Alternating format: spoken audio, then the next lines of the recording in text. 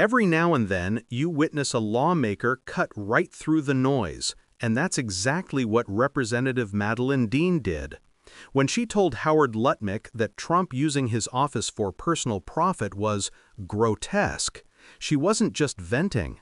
She was exposing a much bigger truth about corruption, self-dealing, and the moral decay infecting American politics. Mrs. Dean? Thank you, Mr. Chairman. And thanks for hanging around for a second round. I wanted to first, Mr. Chairman, just offer for the record some articles and documents. The first is a Washington Post article of this week entitled, "We Are Witnessing the Suicide of a Superpower." The second is, as Ranking Member revealed, the report from Yale Budget Lab titled, "The State of U.S. Tariffs, June the 1st of this year." One of the highlights, American consumers face the highest average tariff rate they have endured since 1938, the Great Depression. The next one, U.S. Trade document, U.S. Trade Representative titled, "Reciprocal Tariffs Calculations and the Flawed Formula." I'm sure you know this formula very well, Mr. Secretary. It is incoherent and flawed. I enter that for the record.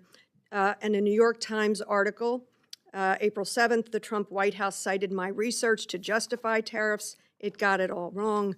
And the final one, which was revealing of my use of the banana here, "Bananas to car seats. Walmart warns of price rise due to tariffs." For the record.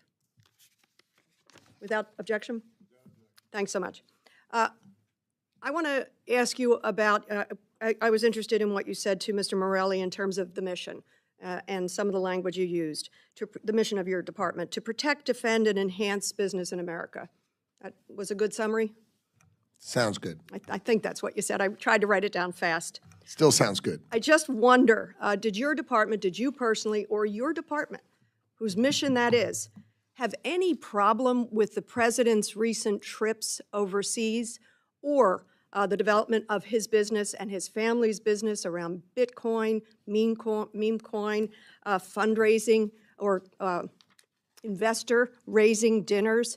Any worry with the Department of Commerce, with the president and his family growing their own business while on the job?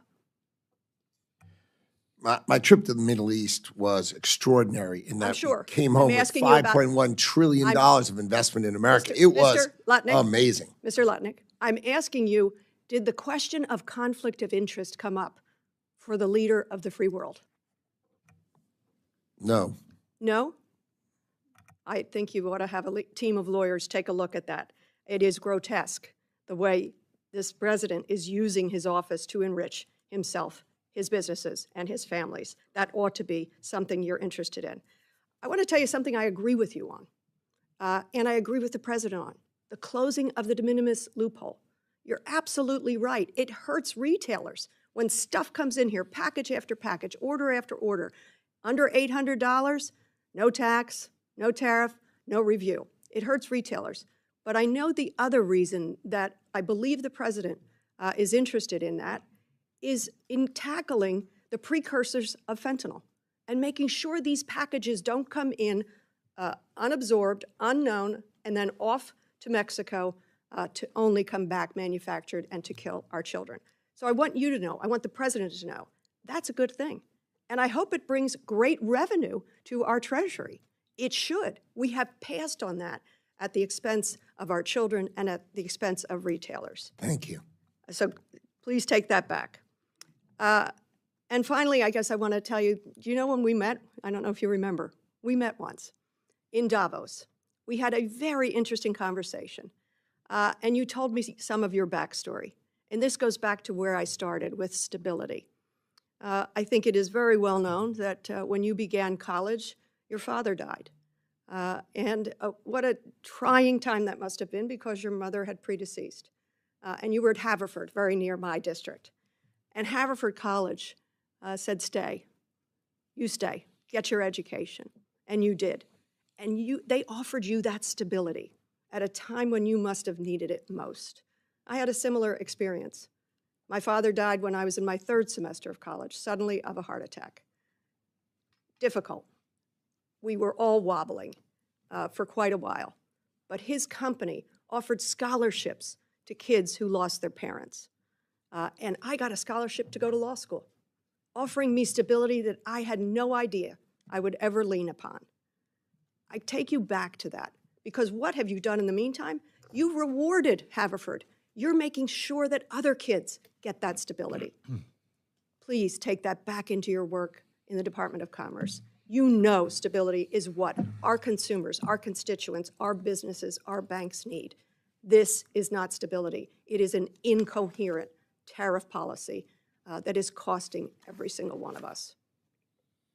Mr. Mervyn. What Madeleine Dean did here wasn't just about calling out a businessman or scoring partisan points. It was about drawing a line between public service and self-service, and that's a line Donald Trump has blurred again and again. When Dean pressed Lutnick about the conflict of interest, the president and his family enriching themselves while supposedly representing the American people, it laid bare one of the most grotesque realities of our political moment, that the Trump movement has normalized corruption. It's not subtle, it's not hidden, it's right out in the open, a government being used as a personal ATM. And what's worse, people in positions of power like Lutnick, who should know better, just shrug. No, they say, no problem here, no conflict, no shame. It's that indifference that makes the whole thing dangerous, because when the powerful stop even pretending to care about ethics, it signals to everyone else that corruption is the new normal. Dean's use of the word grotesque hit home, because that's exactly what it is, grotesque. Watching billionaires and politicians collude to protect each other while ordinary Americans struggle with rising costs, tariffs, and instability.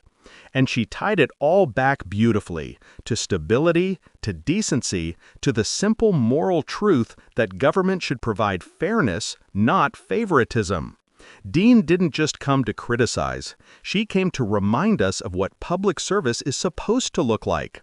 That it's supposed to be rooted in compassion, in accountability, and in doing right by the people who trusted you with their vote. And in a world where corruption has become casual, that reminder, that challenge, matters more than ever. So yes, Dean's words sting, but they also wake people up. Because democracy doesn't just die when bad people act. It dies when good people stop demanding honesty. If you want more truth-telling moments like this, more voices that push back against corruption and hold power to account, make sure you're subscribed to Left Lens. We break down politics the way it really is, not the way they want you to see it. If you want more truth-telling moments like this, more voices that push back against corruption and hold power to account, make sure you're subscribed to Left Lens. We break down politics the way it really is, not the way they want you to see it.